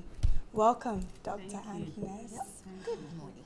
Anyway, so to delve into it, let's start off with the basics. What is prematurity? Prematurity is when a baby is born before 37 completed weeks. Okay. Yes, so that baby comes too early than we expect. Right. Yes. And so what are some of the things that will help you identify, apart from knowing the time, what are some of the problems that they come with? We know that most of them, when they are born, they come with respiratory problems because we see that the lungs can't really develop well before they are born. Most of them, they are at risk of having infections. Most of them, too, they have issues with warm because we see that there isn't enough fat in them to help them really keep warm. So these are some of the things that will help you, even the weight. The weight wouldn't be the normal weight of a term baby. So these are some of the things that will help you to know that this child is preterm. Okay, so are there any special activities that are marking this day to tell the whole world that this is World Prematurity Day? Are there any special activities? Okay, so many countries all over the world are celebrating this day. And in Ghana, the Pediatric Society, together with specific facilities, are marking the day. Most of them are doing some education, both to health workers and then to mothers or the general public about what prematurity is all about. The theme for this year is let them thrive, respectful care for the smallest. So we are telling people that yes, we would have babies who are born earlier than they should. They may have problems, but we can help them to thrive by providing the appropriate care for them. Okay, so how would you advise parents with premature babies on how to handle them? What I would say is, it's all about just encouraging them because, you know, with our society, normally people see prematurity or premature birth as a form of punishment. Maybe they've done something wrong. I carry pregnancy for 9 months. I'm expecting to have a term baby, then it comes out very small or having difficulty in breathing. So what we do is we just encourage them. That is the first thing. We let them know that, as we are saying, respectful care. We let them know that they are just like any normal child, but just that they've been born early. So whatever care that can be given to a normal child, this premature baby too can go through it. But it's that they need an extra care in the way we manage them. That is all. They don't really. It's not like too out of the system to have a preterm baby. Right. So it's just that their care needs some special care to just talk. Certainly. But Dr. Mamia, let me come to you. What has the Pediatric Society done over the years to actually improve the livelihood of premature babies? Because we have a lot of them in the system, but how are we improving their livelihoods? So as a society, one of the things that we've been doing over the years is generally to talk about newborn care. Because for so long, newborns, we've not focused on newborns as a country. So every year, as part of our plan, when we have our AGSM, we do a training on helping babies breathe and sometimes on essential newborn care. We've also had a training on kangaroo mother care to educate health workers as to what they can do to help these babies survive. In addition, we mark every World Prematurity Day by increasing awareness.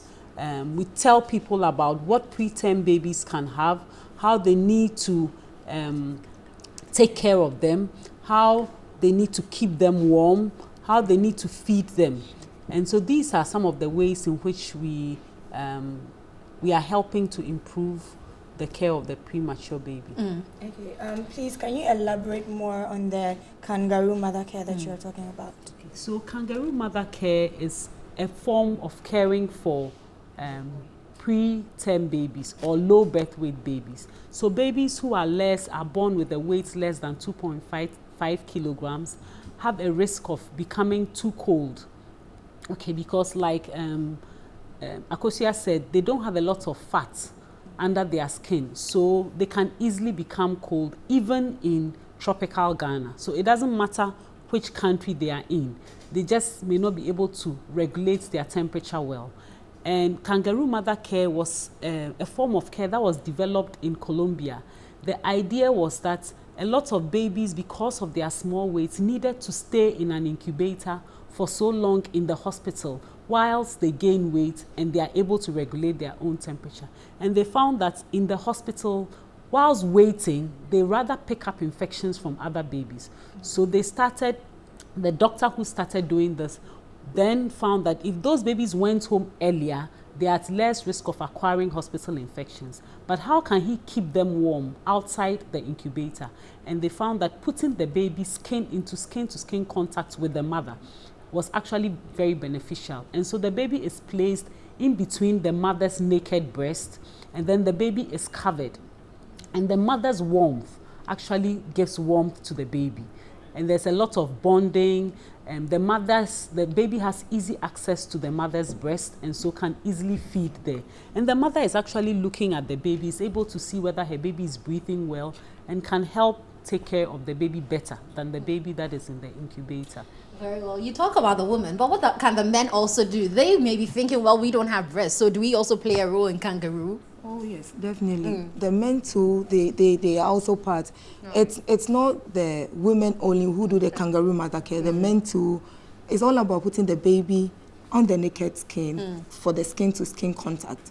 So if the father is available and is less busy, he can also help the mother with the kangaroo mother care. Wow. So indeed, we've learned a bit about prematurity. But Nana, have a final word on that, what you've learned here, and wrap it up for us. Okay, I've learned a lot from you guys. I'm not a medical person, but I've learned greatly. Now I know what prematurity is, and I know what to tell my mothers out there on what to do in handling such situations. So we have been talking to Mame Akosia Sawa Jenin, a pediatric nurse, and Dr. Mame Yanyako, a pediatrician. We will now hand And Nana, you are GMB. Sell yourself. Oh, okay. So I am Nana Ekuya Asante Afol. I will please ask that you keep texting Nana to 1413 and make sure to be present on the 19th at the Accra International Conference Center to witness the grand finale. Well, so you heard a word about prematurity. Today is World Prematurity Day. If you have a premature child who has made it, send us your comments so we celebrate those children because they've come that far and it's been by the grace of God. We'll be back with more here on NewDay. Stay with us. All right. That was DJ Spake, right? Yeah, DJ Splash. DJ Splash. All right, thank you. He got it going on, and you know the Jamming 10 competition is up there on 3FM 92.7. 10 celebrity-ready DJs who are rising to fame by the tip of their very fingers, and 2 of them are already out of the competition. So DJ Kenya, DJ Splash are on.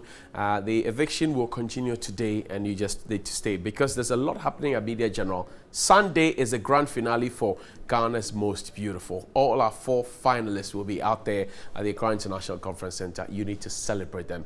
But there's good news all around, especially ahead of Christmas. Tigo and Airtel came together. Boom. Big one. To join us with a conversation, Michael Sapon Bruce and Frank Bosumpi. Gentlemen, welcome. Thank you very much. Today, I'm not the host. Zainab is the Northern Regional Rep, and she will host you. Welcome. Fantastic. Fantastic. All right. So my first question is, why the surprise? Why the Tigo, surprise? Airtel. Okay. So let me say good morning to your viewers and congratulations to TV3 on your 20th anniversary. Absolutely. Thank you. Yes. On Monday, we unveiled our new brand identity to our staff. It was amazing. The experience was awesome. And today, as one of our key stakeholders, Media General is one of our key stakeholders, we decided to surprise you, to extend our big love to Media General. That surprise package, I'm sure your follow-up question will be, Michael, where's the surprise? Exactly. But that surprise will come. Okay, but then why still Tigo and Airtel? You should have maybe a different name or something, but it's still the Tigo and then Airtel. Well, I just want to know why. Well, the name currently is Airtel Tigo, okay? And the main aim for us is for our customers. Coming together, joining forces together is for our customers. And what we are saying is that it is bigger, it is better, and it's stronger. Better customer experience, and you're going to have improved network as well. Across the country. So it is Airtel Tigo, bigger, better, and stronger. I see Yaboom. Yes. Is that it, Frank? Yes. What is that? Yes, Yaboom, simply meaning that we are one big family, like Michael said. Right. Yes. What are some of the benefits that will come to users, subscribers? This big family offers our customers improved coverage. It will also offer our customers improved services as well, and then we'll have a combined network of customers. There are many benefits to this big family that we have joined. Basically, our customers will now have state-of-the-art high-speed network, mobile data network, which they can be able to use to have improved services, and then obviously also have the opportunity to have competitively priced products as well. Absolutely. Yeah. On top of that as well, our business and enterprise customers are not left out. They will also benefit from it because we'll have combined fiber footprint across the country. That's big, right? Yeah. Exactly. And that's setting the yourself apart from the competition. Exactly. Interesting. Exactly. Okay. Now you're now a big. Hold on. Well, Michael was to what Frank has said. So customers are also going to enjoy improved Tigo Cash and Airtel Money platforms. So it's going to be enhanced. Because basically our network of agents will intertwine and then reach we'll and have spread a bigger platform on which our customers can enjoy these services. Okay, so you are now a big family. What of some of we the customers? Do we need to re-register our SIM cards or get a new one?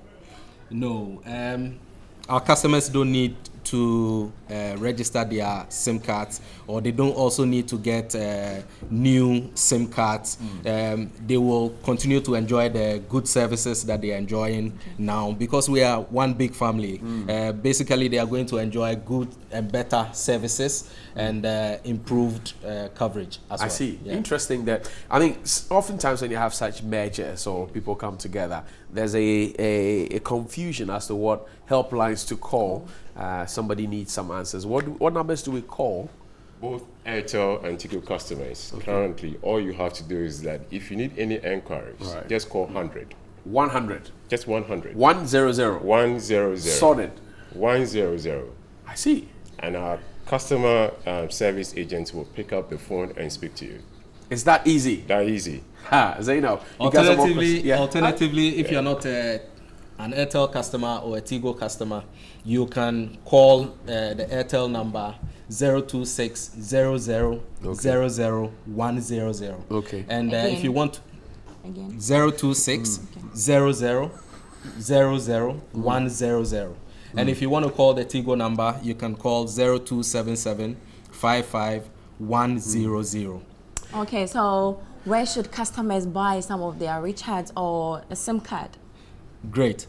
Today, all our customer service touch points, both Tigo and Airtel, our customers can pop into any of them, whether you are from either side, and you will have you will be served by any of our advisors there.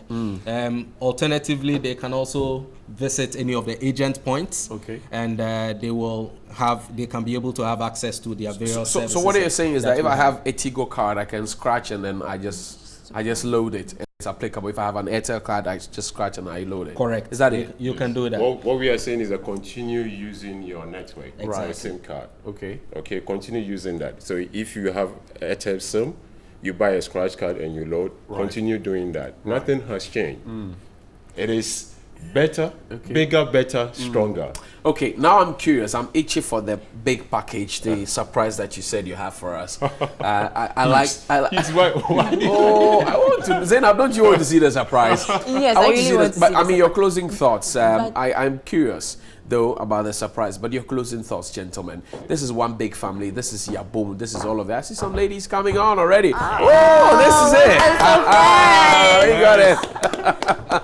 This is it. Oh, this is lovely. Put it right there. Put it right there in the center. This is it. Okay, you need to turn it this way. Show it to the camera, you know. Ah, this is it. Airtel Tigo, and it's what, TV3 at 20? Yeah. Ah, okay. We should start singing "Happy Birthday to TV3, Happy Birthday to TV3, Happy 20th to TV3, Happy 20th to us." And it is bigger, better, stronger. Obawo. I see you. We like this. We're grateful. Did you bring? Okay, you brought your dagger. So let's cut it. Let's hold hands. I'm sure Zainab would stand right in the middle because she's the queen amongst all of us. Yes, from the northern region, Zainab would. Yes. Okay. Here we go. On your marks. Hip, hip, hip. Hip, hip, hip, hip, hip. Hooray! And there you go. So it's bigger, better, duly launched. Yes. Tell bigger, me. Better, stronger. Bigger, better, stronger. Correct. Obawo. Yep. Yaboom. Yaboom. Yaboom. One big Yaboom. Yaboom. Yaboom. Thank you very much. I'm grateful, guys. To Kwame, Michael Sapon Bruce, who's with Airtel Tigo, and Frank Bosum Tree as well. Thank you very much. And the ladies who came, grateful. Abigail. Thank you. Abigail. Abigail. Akosia and Abigail. Yes. This is interesting. Okay, so while we're talking about that, we're told that some unfortunate thing has happened. And my colleague Alfred Okansi sent us a message. It says that one of their neighbors has had their vehicles snatched. I'll quickly run the detail by you. It says his housemate, Sylvia Buckle, whose car was snatched at Agbogba last night at 10 p.m. Is a Honda Civic with registration number GT 906416. That's GT 906416, dark gray. It's dented on the side. I'll show you a photo shortly. And on the front passenger side and the top of the right back tire. They headed towards the Oyibi, Oyarifa areas, and they don't know where the car is. And we're looking for that lady as well. So kindly, if you spot this vehicle, GT 906416, please let the police know about it. But guys, thank you very much. To cap all of this up, 3FM's Jam in 10 finalist Kenya, DJ Kenya is ready with some music. So toss the music, we'll dance. Sure. Yeah, we'll dance to this. We can't drink, but we'll dance. Yeah. All right, Kenya, take it away. Yeah, of course. I mean, let's. Okay. Can we dance? Zainab, come forward. So the people can. But I got so much love to give you. I got so much love to give you. 30 billion for the account, yo. Yeah. Versace and Gucci for your body, oh baby. No do, gotta for me. No do, say that, oh. No do, shakara, oh. No do, gotta for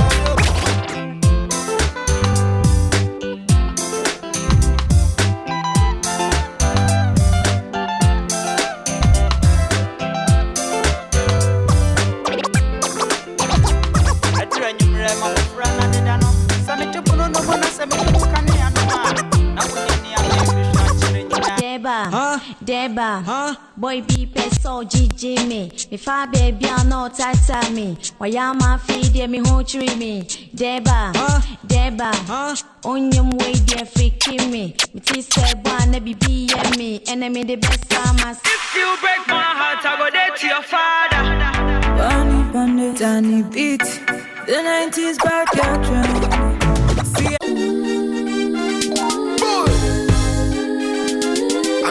international, but man the dance and stuff for me a sing. If you name una be share them mama yenda, minko ama kumalenda, ene ana jude pine, ebe kese minko ama kumalenda, ene ana jude pine, ebe kese minko ama kumalenda, ene ana jude pine. Only one.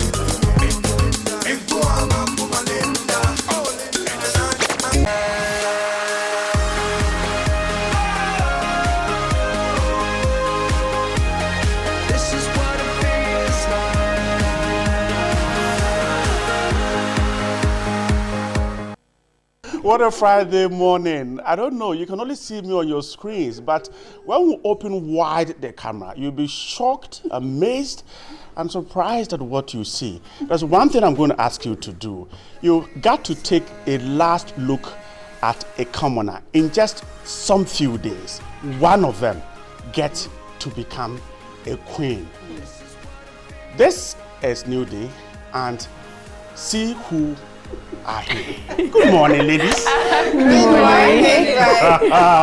Today, Bright is super excited because he has more than 2 ladies on his set. So today, please excuse him for whatever mishappenings you will see on your camera. You feel the excitement in this. Yes. Today, you will see a commoner. You shall know. I don't know pick on me, but I'm okay. I don't know pick on me. He's extra happy. Ladies, how are you doing this morning? We're doing good. How is the experience like? I mean, waking up 4 a.m., waking up. Getting all ready. Nana, how is it for you? It's new. It's NewDay. It's NewDay. How was it? Interesting. I slept quite late. I remember 4 o'clock. Bunny had to come and say, "You girls get up." I mean, I'm already up. Bunny should have gone to the military. She's yeah, she just needs to keep it proper. She's a chaperone. Yeah. And for you? To me, it's something that I think we are going to have fun. So before sleeping, I was like, what is this? What is going to happen? But all the same, we'll still nail it. I'm sure we'll have a fire dance. Baba, how about you? It's not too new to me because I mostly wake up around that time to journey to work. Just that for about 3 months I haven't done that, so it was a bit uncomfortable. Oh, so you keep fit to work? That's what you she has do. to wake up. I have to wake up early because I live far. Yes, Okay. so But you keep fit, you walk. All right, so the ladies are taking over the show this morning, and we'll be here. We'll do what we call side by side. We'll be here with them throughout the day, and they are promising great time this morning from now till 9 a.m. Solis is on my right, and she'll be doing the news with Yes, Nana. I have a news anchor. Baba will be doing the messages and the portals on the screen. Yeah. And then we'll have Zainab. Zainab went out yesterday to do George Queen's job. See how she managed the crowd out there. And then Sewa and Baba will be running the news review segment. So Bright and I can take it. Yes, this morning it's a watchy morning. So when they take over, you can meet us at the watchy joint. We'll be doing exactly. Where will we go? Alimas or? Let's do Alimas today. No, it's okay. We need to give the GPS. Please, when you do it, when they come, don't say you don't know. Anyway, guys, it's time for news with Solis and Nana. All right, so as Ahmed said, it is time for news, so we'll be looking at issues from the world of politics, business, and of course some weather updates as well.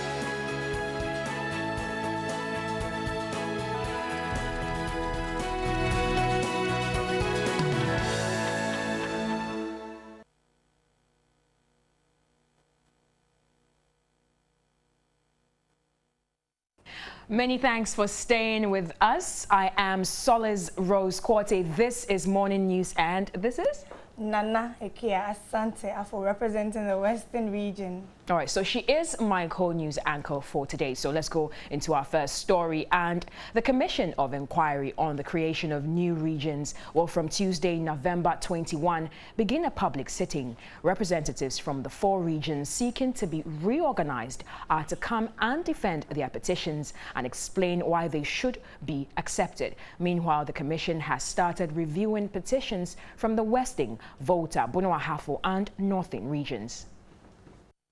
The 9-member Commission of Inquiry, inaugurated last month, has already begun its work by reviewing petitions presented to it by the 4 regions. According to the Minister for Regional Reorganization and Development, Daniel Butche, it has become necessary that the representatives justify why their petitions should be accepted. The Secretariat of the Commission is at the Castle, Osu, for the next week. That's where they will start. 21st Western Region, 22nd Volta Region. There were 2 petitions from Bono-Ahafo Region. So the first petition is what will take place on 23rd. The second one will be on Tuesday, 28th November. On Wednesday, 29th, they will take the 5th one, which is a petition from Yabonra on behalf of the chiefs and people in the part of Northern region. The last one, that will be the 6th petition, the commission members will meet. Ever sensational Ajwa Smart. Good morning, dear. Morning. It's saying, by His grace, I'm cool. We thank God. Hey, and one job week new sheets. Just say, who's the heck? Off you how Regina? I say, Mr. Miniaman Wabonsin. Into just airport and I'm kind of so straight there. That's right. But Ajwa, tell us, into your baby, what should we be looking forward to? What is it going to talk about? What is it going to teach us? Who are you and your baby? Your baby, me, be a like me a law, me a lawyer, me sign me and your baby room. Me and your baby room. Okay, into your baby, no dating. I'm mention your baby Sunday. What's it dating? I want to your baby. Dating, I mention. Your baby, who's your baby? A foot womb. Okay. Additional womb. Near my baby room. Wow, ubesre. Usre no. Na ya tofu. Na ushia bibi. Sanity. Pacho, time ben na ya baby show on Sunday. On yami adoma 19 Sunday 6:30. 6:30. Yeah. It's about 6:30. Be on funny TV station. Be on funny TV station and to her. Okay. One fun to her. One makes something big. That's right. But I try no one away ya baby. Catch your for bena. Ye be who was our show you. Oh, ya baby ya baby ankasa. Okay. Me wo ho na this Nigerian comedian Oga. Okay. Onga. It's a Dina cry yaka. I'm excited. Aya comedian. Oma ya Oma. Woman I wa bedman. Okay. Bedman. Just what damn paso. What's a bedman? What's a bedman? Bed you wa no my bed. Ah, okay. And you wa empa bed. It's the end. Yeah. Now you was start you microphone. Okay. And you wa momita. Just say you microphone. Okay, but Ajwa, you've been on the scene of acting for a long time. Obviously, for you, when you be a new, but when you from the age, what was the experience like? Me microphone for ye juma. Oh, I say once a sex to a meet nipa bebre. Apart from new people, old people now only mom no. Only meeting into una over the way only omo ebesi atra afa wa wonti ni nyina de mi wom. But Mr. Person Bisa say, yeah, baby, senior na mucha no. Unya some challenges be or break a crabby womb. Ah, unya ye. Oh, one say ejuma no say ye ejuma. Oh, call me de bia me ko set so and say me ko ye. Say one day near ma me na 3 days. That one day na me dey ko no. Me say one day ni ma voted myself. What devote yourself? Ma devote myself onto it. Yeah, so I don't expect to come in or whatever. Until ukwa stress woman say ube sorry na uko ntanajo anumachi afra una uye ya fe baby I call location so na muchi. Okay. But until no enya all that challenges because I've seen all more. Now, movie industry is kawom, mimbrembi. What's it? Me person me acting. Obeka say me your ba, obeka say membra na me. Oh, I didn't know ba. Obeti me aba. Oh, I bibi ni wa emre o. Watching the nasem kase, omo mu stress kakra sebi. Omo kro mu bre because asitra no mpo no. Eno kra wo sisi kra ba ya o ya. Nti bibia ye wo munsu ska de obenya bagana fo afio nti me ni JP say Sunday we ya baby be show. Oh Charlie wo hwe ya baby ya baby is very lovely marvelous. Hey I don't know if just a break because he just Marius. Like marvelous, like cherishing. Wow, it's something sweet. Hey, okay. Something special. Yeah, baby. Oh, yeah, fine. Bro, funny baby. Laughing, sensible. On this note, very well. On this note, we are going to give tickets to our first 3 callers on the screen. So you could call the numbers and then the first 3 callers are going to get tickets for the final show of GMB 2017 on Sunday. Certainly. And if you didn't laugh while this woman was talking there, I don't know what else you want to do. But certainly on Sunday, 6:30 p.m., Yeah Baby will be showing on TV3, the best station in Ghana. So do tune in, enjoy yourself. She says you'll be laughing, there'll be marvelous. Be brilliant. Stay tuned with us. We have more for you on New Day. Good morning. But when you shut TV3 number, if you have any programming, no, for Modisa number,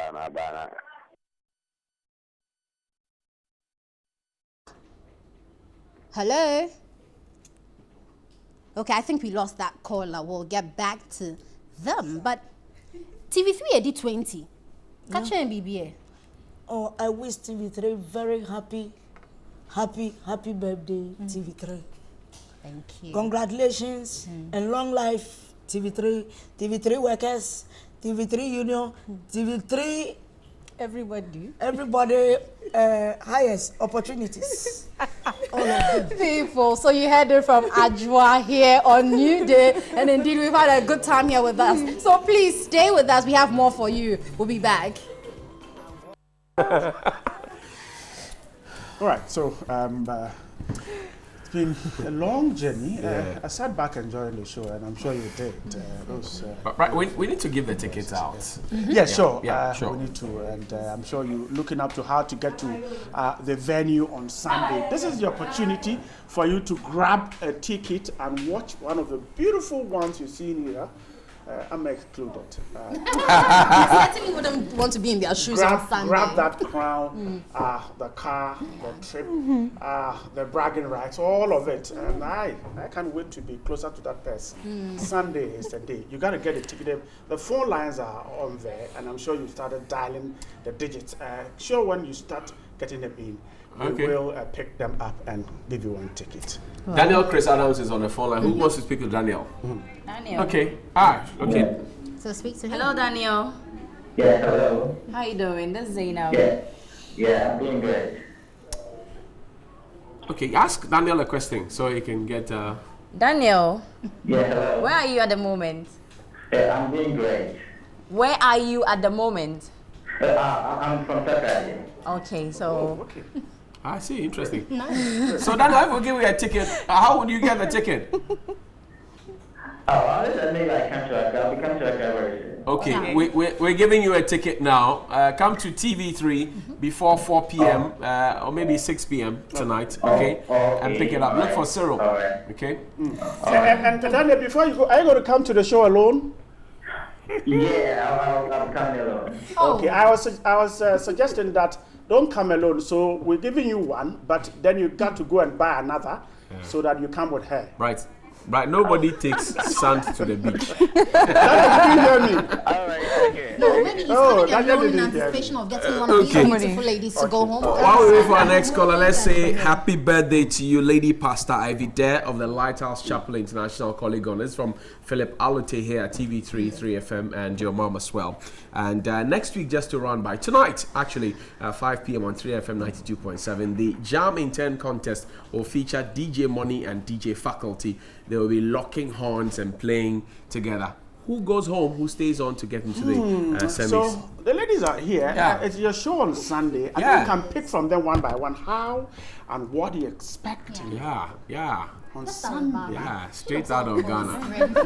Charlie, and you know, they're traveling to Dubai. Somebody is getting a 4x4 Kia Sportage. Yeah. Somebody is getting 12,000 Ghana cedis. Somebody is getting 6,000 worth of products. Okay. Bragging rights, the crown, and everything else. It's a big deal. Yeah, it's a big deal.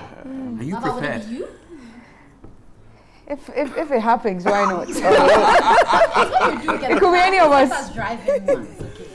Could be any of us. I'm just all ready for the show on Sunday. Expecting nothing but the very best. Right. And I just hope that I keep the crown to my region. I see. Please keep texting Baba BAABA to the short code 1413. Thank you. Zina, I think Sunday's program is going to be fun.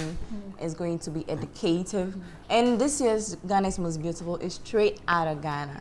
So we are trying to bring out the best. Right. Something that it has never happened. Right. So they are really going to enjoy it. Emmanuel Price on the line. Speak with him and then give us your closing thoughts. Hello, Emmanuel. Good morning. Good morning. Emmanuel, good morning. Good morning. Hello, Emmanuel. Wow, we can. Good morning. Hello, Emmanuel. Yes, good morning. Okay. I guess Iman isn't ready for the show on Sunday. Okay, so they should please keep texting Zainab to the short code 1413 to all networks. Thank you. Okay, so Emmanuel. Hello, Emmanuel. Good morning. Good morning. How you doing? I'm calling from Takari. Okay, are we seeing you at Conference Center this Sunday? Yeah, I wish. I hope your support is for me. Lobby. Okay, so from Takwa, how do you pick up your ticket? Oh, at Takradi, your sister station at Takradi. You go to Connect FM. Okay. No, but since you're already coming to Accra, you can come and pick it up from TV3. Is that okay? All right. Come for a free ticket. I think he prefers to go to Connect FM. But the tickets wouldn't have But reached there. So it'll be easy. If he's come to Accra to watch them, he might as well pick it up If he gets in to Accra. he will come to Accra. So Final words from. Did you get the chance to give it? So let's say you what want the to say in the final next words. region, No, Sunday. So what How has to be prepared are your you? final thoughts, and then Nana will do that. Let's quickly. Okay, so this Sunday we know it's going to be one crown, one queen. But we are hoping for a good show. Right. I mean, we should all leave home in high spirits. I mean, yes, that's what we're hoping for. And I hope the crown comes to me. But if it doesn't, I mean, kudos to the winner. She's the best. Interesting. What's up? Yeah, Sunday. everybody is prepared, and so am I. Okay. This is no war. True. We are just hoping to give a good show for everybody to enjoy themselves. Right. Whoever takes the crown, Right. God bless. I see. Kwame Eugene will be there. Miss V will be there as well on Sunday. It's only 50 Ghana cedis. Grab a ticket from TV3 or any of our affiliate stations. Akuma FM in Kumasi, Connect FM in Takrady, New FM 3FM here. And enjoy yourself. Don't come alone. Don't be greedy. Don't be stingy. Come with somebody. Yeah. And we'll see you on Monday. Busy day today. With the Hope you winner. enjoy the Yes. show. So we're going to dance as we do here. Ladies, please dance with Please me. push out the music. You ain't gotta wait for me to give you my love. You ain't gotta wait for it. Things are getting sticky, girl. I think that I'm stuck. I'll admit I'm wrong, but I know that you gon' come for me. Yeah. Never gonna not hit by your love, and it's just to me.